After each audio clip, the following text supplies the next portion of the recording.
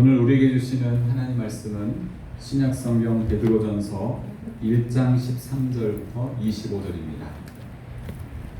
신약성경의 거의 뒷부분에 있는 베드로전서 1장 13절부터 25절입니다.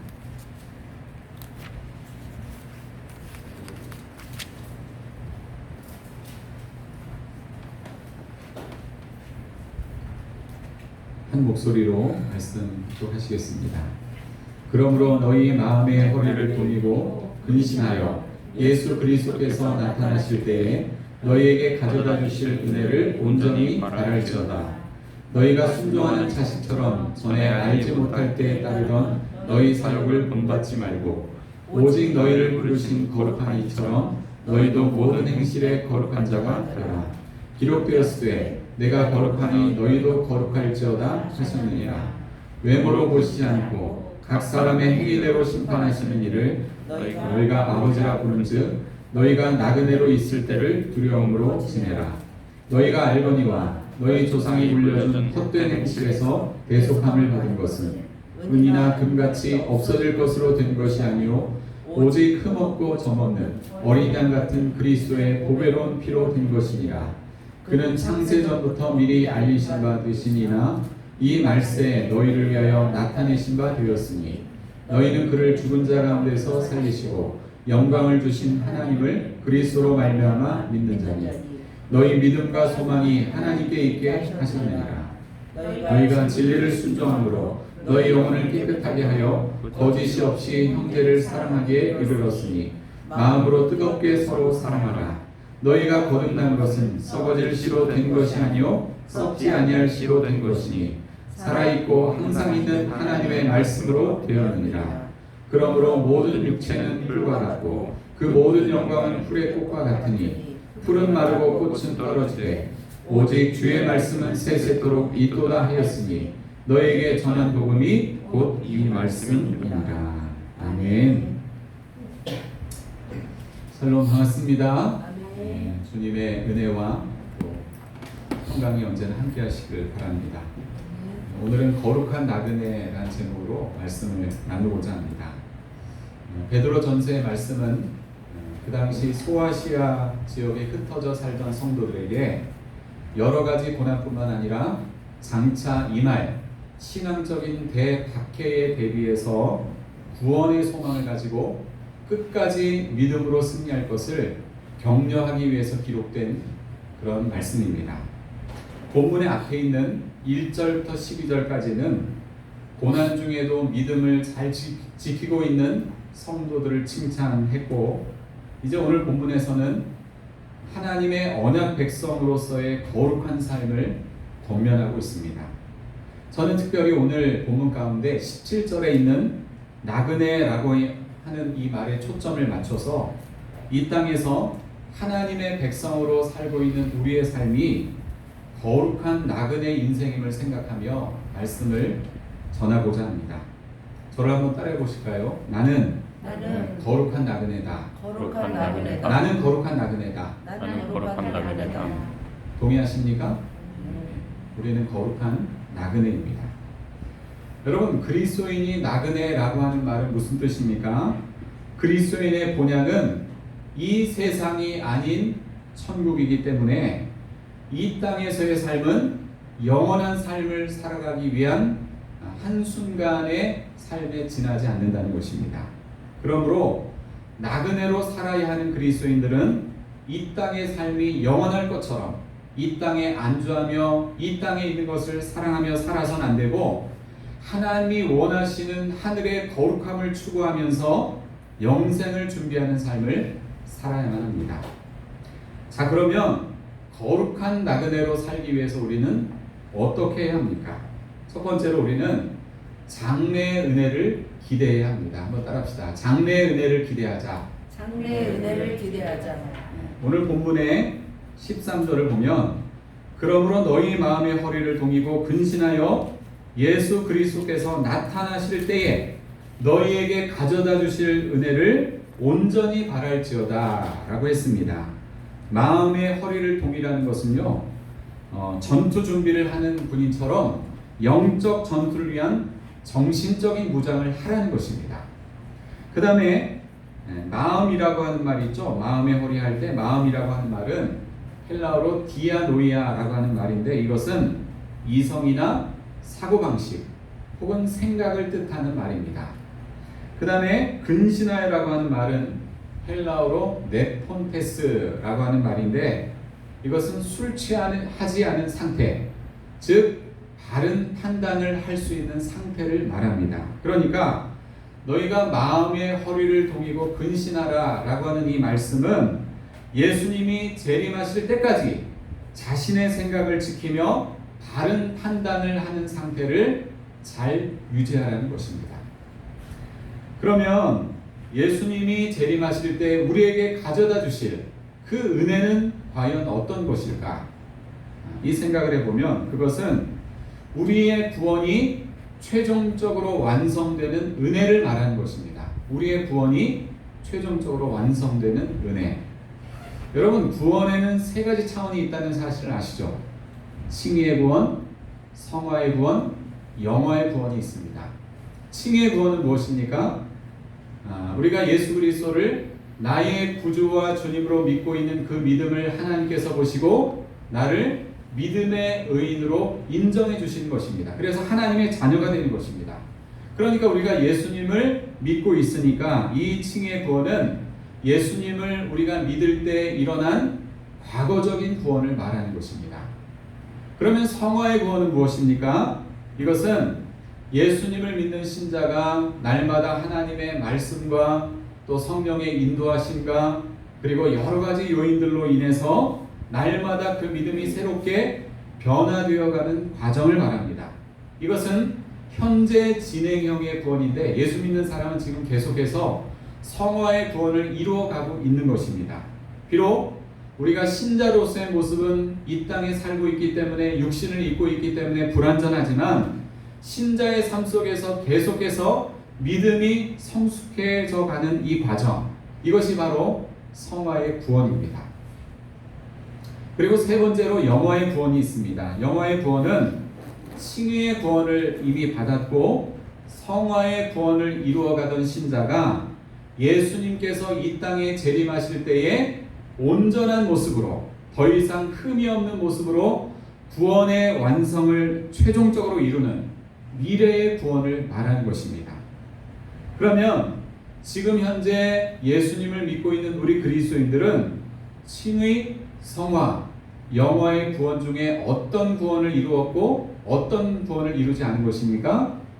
칭의의 구원은 우리가 이미 예수님을 믿음으로 과거에 이루어진 것이고, 성화의 구원은 지금 현재 이루어가고 있는 것이고, 영화의 구원은 아직 우리가 경험하지 않은 구원이라고 하는 것입니다. 최근에 코로나 확진자가 많아져서 또 불안한 상황인데, 하필 이 민감한 시기에 또다시 여러 교회들에서 확진자가 나오는 바람에 악의적으로 교회를 욕하고 또 교회가 세상에 짓밟히는 그런 형국이 되었습니다. 뉴스 기사를 보면 그 기사 밑에 사람들의 댓글이 달리거든요. 그 댓글을 보면 세상 사람들이 얼마나 교회를 미워하고 또 싫어하는지 모릅니다. 이제는 교회의 교자란 말만 들어도 지긋지긋하다, 이런 반응도 있고요. 교회라고 하는 단체는 지구상에서 사라져야 할 단체다 라고까지 비난하는 사람들이 점점 늘어나고 있습니다. 그런 내용들을 접하면서 목회자로서 얼마나 속상하고 또 한편으로는 얼마나 화가 나는지 모릅니다. 도대체 우리가 뭘 얼마나 잘못했다고 그렇게까지 교회를 모욕하고 비난을 하는지. 하지만 한편으로는 그런 생각을 합니다. 그리스도인들이 과거 초대교회처럼 직접적인 신앙의 박해와 공격을 받지는 않지만 폭력적인 언어와 여러모리로 교회를 모욕하고 공격하는 이 모습 또한 이 시대에 그리스도인들이 감당해야 할 고난이라는 생각을 해보게 됩니다. 이처럼 그리스도인으로서 우리가 겪는 신앙적인 고난뿐만 아니라 우리의 삶 속에서 경험하는 다양한 종류의 고난과 시험이 있을 수 있습니다. 하지만 어떤 시련과 어려움 가운데서도 우리가 그리스도인으로서 자신의 생각을 지키며 믿음의 올바른 판단을 그리스도 안에서 유지한다면 우리의 신앙은 더 아름답고 더 거룩한 모습으로 변화되어 갈 것입니다. 그리하여 예수님께서 이 땅에 재림하실 그때에 흠없는 모습으로 우리는 구원의 완성을 이루게 될 것입니다. 사랑하는 여러분, 예수님께서 이 땅에 재림하셔서 우리에게 가져다 주실 그 장래의 은혜를 기대하는 저와 여러분이 되었으면 좋겠습니다. 그것이 우리의 소망이 되어야 할 줄로 믿습니다.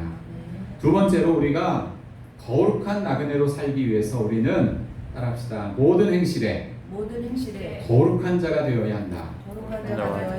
아멘. 이 본문 15절 말씀을 같이 읽겠습니다. 본문의 15절 말씀 시작.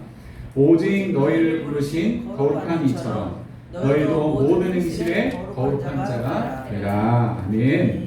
여기서 행실이라고 하는 것은 삶의 모습으로 이해할 수 있는데 우리의 모든 삶이 물론 완벽할 수는 없지만 모든 삶의 영역에서 우리를 부르신 거룩하신 하나님의 모습과 형상이 나타나야 된다는 것입니다.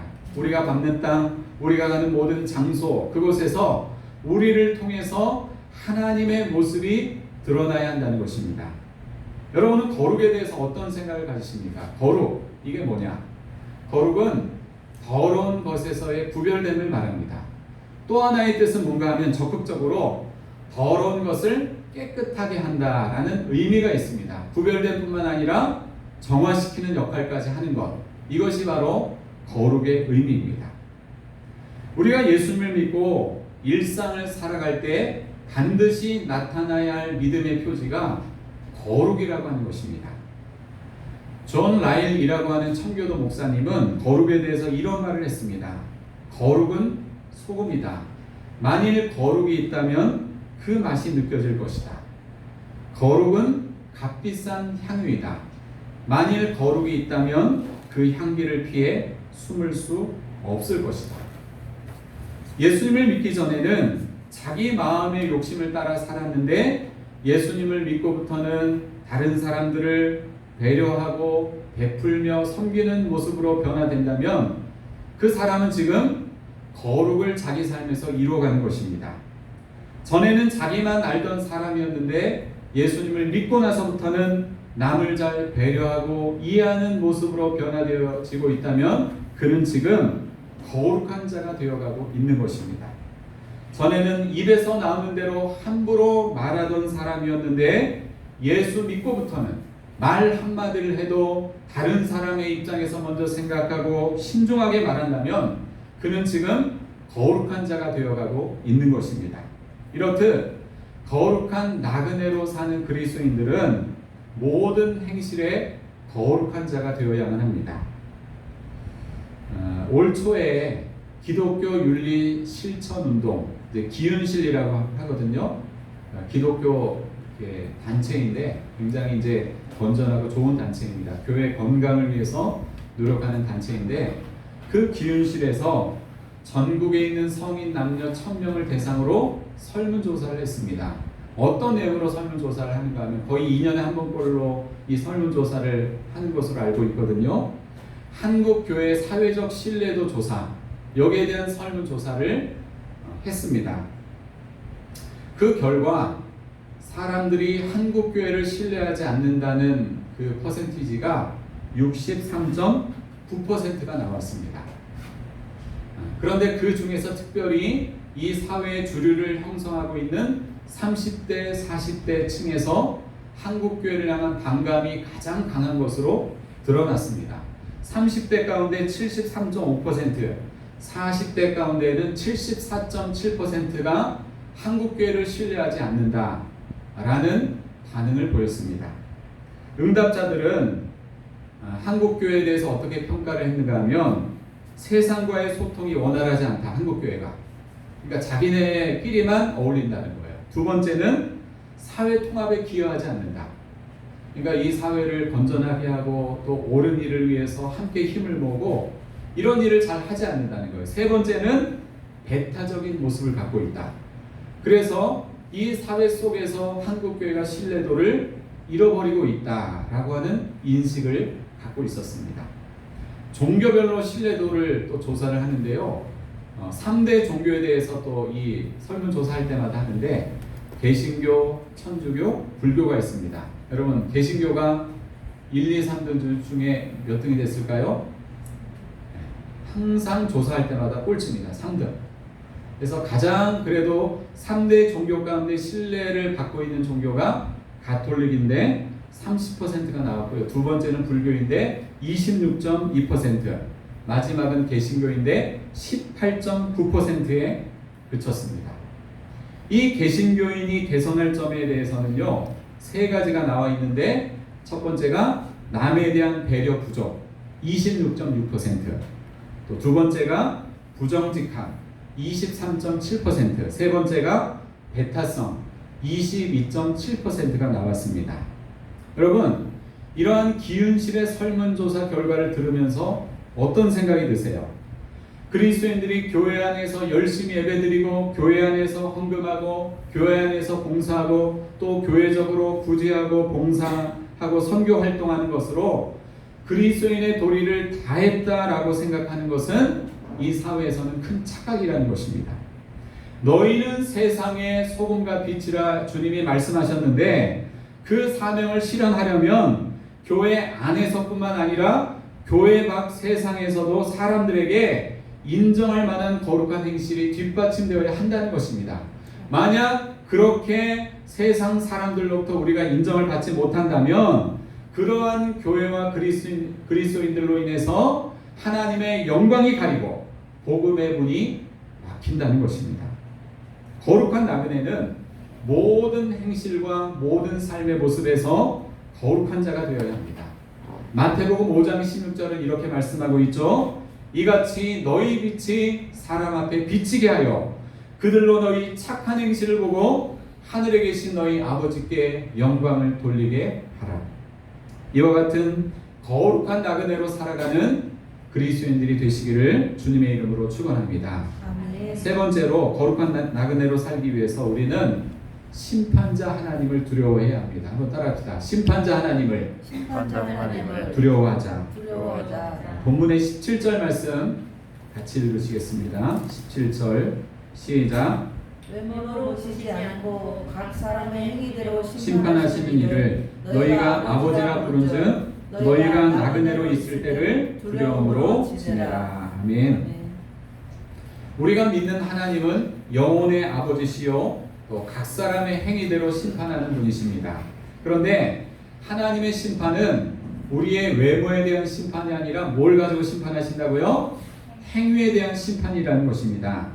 즉 인간이 평생 하나님 앞에서 살아온 행위에 대해서 심판하시는데 단순히 겉으로 드러난 행위만 보는 것이 아니라 마음의 중심에서 비롯된 행위의 동기까지 다 포함하는 행위를 보신다는 것입니다. 사람이 겉으로는 옳게 보이기 위해서 얼마든지 자신의 본 마음을 속이고 겉과 속이 다른 행동을 할 수 있습니다. 또 그렇게 속이는 행동에 대해서 사람들은 속을 수 있습니다. 그러나 우리의 영혼과 우리의 모든 삶의 유일한 심판자가 되신 하나님은 사람들의 속이는 행위에 대해서 결코 속지 않으신다는 것입니다. 그분은 인간의 중심과 중심에서 나오는 행위를 선악간에 정확하게 판단하실 것입니다. 이것은 성경이 곳곳에서 말씀하고 있는 심판주 하나님에 대한 진리입니다. 정확하게 보신다는 거예요. 하나님만. 그러므로 우리는 이 땅의 거룩한 나그네로 살면서 항상 심판자 하나님을 의식하며 살아야만 합니다. 오늘 본문의 17절 뒷부분에 보면 너희가 나그네로 있을 때를 어떻게 지내라?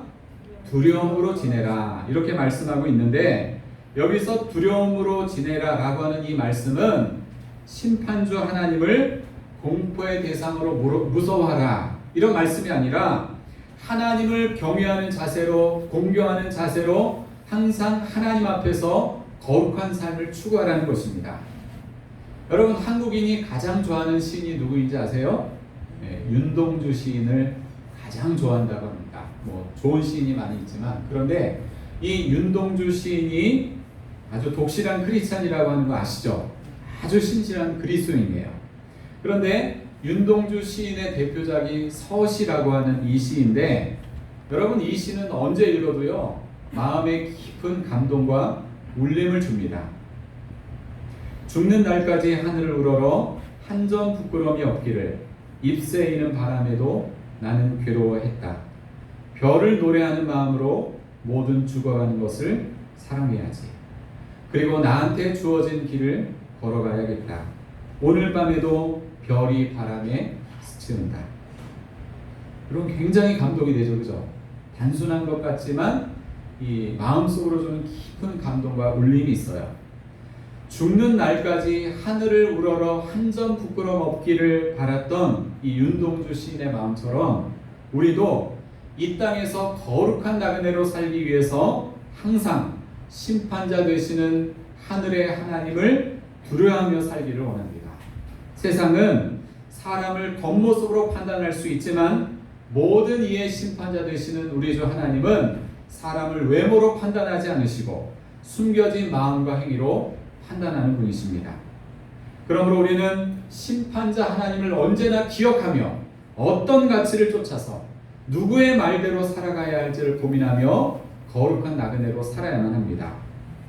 1세기 중엽에 로마의 지성적인 지도자였던 세네카라고 하는 사람은 이런 말을 했습니다. 인생은 짧은 이야기와 같다. 중요한 것은 그 길이가 아니라 값어치이다. 인생은 짧은 이야기 같다는 거예요. 근데 사람들의 소망은 뭐예요? 이 땅에서 건강하게 장수하면서 세상에 있는 좋은 것을 다 누리기를 원하는 거예요.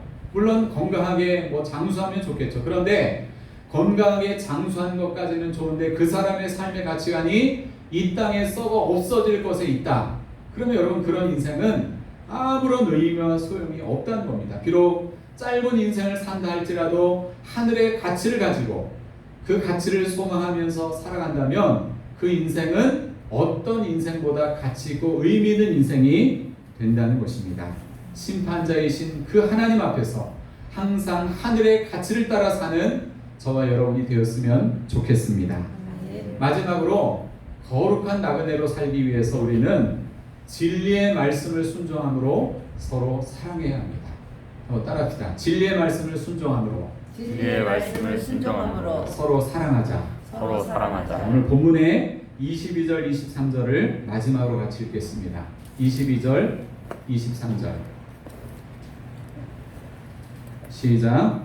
너희가 진리를 순종함으로 너희 영혼을 깨끗하게 하여 거짓이 없이 형제를 사랑하게 이르렀으니 마음으로 뜨겁게 서로 사랑하라. 너희가 거듭난 것은 썩어질 씨로 된 것이 아니요 썩지 아니할 씨로 된 것이니 살아있고 항상 있는 하나님의 말씀으로 되었느니라. 아멘. 그리스도인은 누구냐? 영원하신 주님의 말씀으로 거듭난 사람입니다. 하나님 말씀은 영원히 변하지 않는 진리인데 그 진리의 말씀을 순종할 때 우리 영혼이 어떻게 된다고 해요?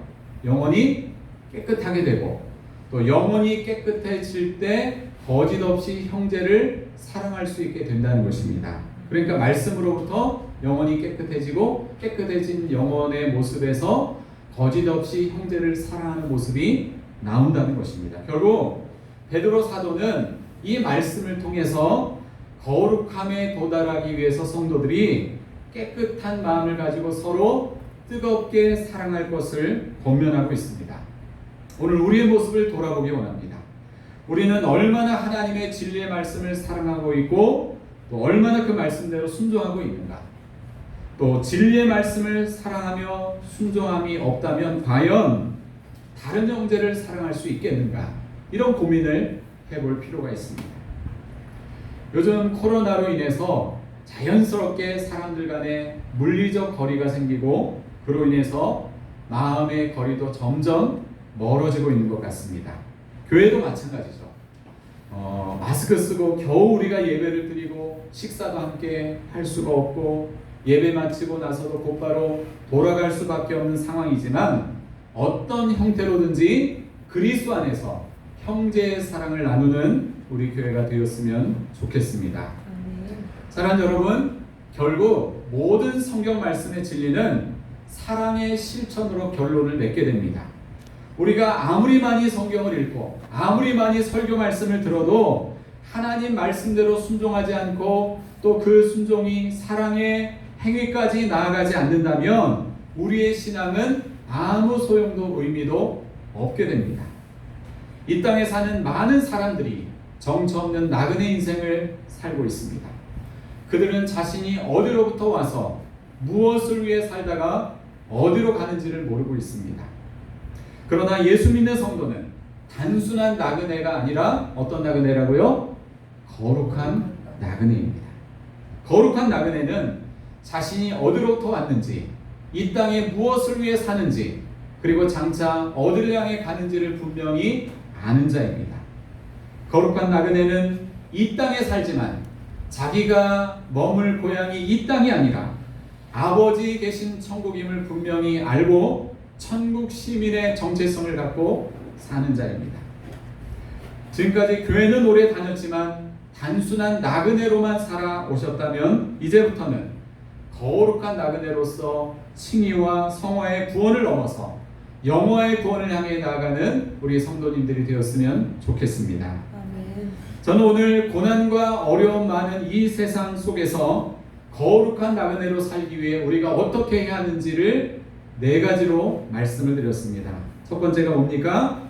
예수님께서 재림하셔서 우리의 구원을 최종적으로 완성하실 그 날을 기대하자는 말씀을 드렸습니다. 두 번째는 어떤 말씀이죠?